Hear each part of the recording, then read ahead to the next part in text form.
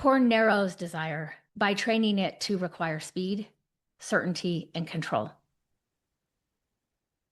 Real intimacy asks us to stay present when the outcome isn't guaranteed.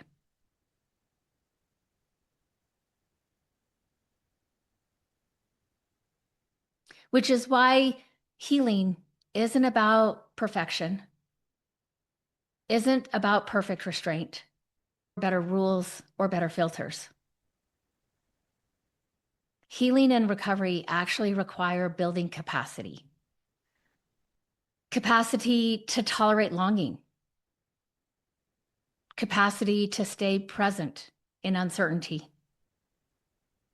And capacity to hear desire without collapsing into shame or defensiveness. Security isn't knowing what will happen.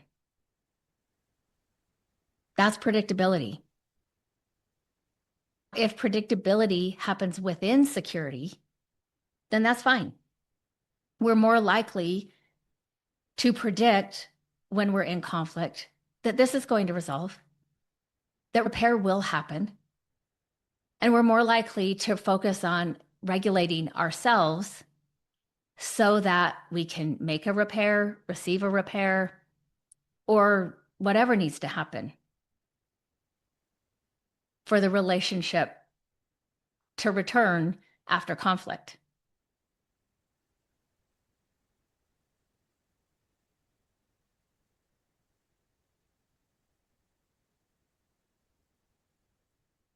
But still, security isn't knowing what will happen. It's simply predicting and having that inner knowing that the relationship is going to survive.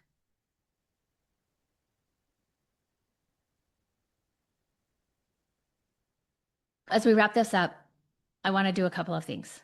First, I'm not trying to convince anyone of anything.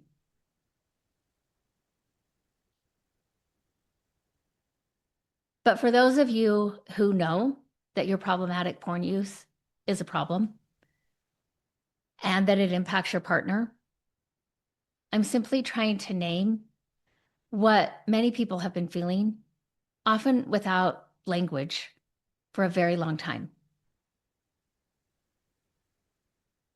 Porn doesn't just affect the person who's using it.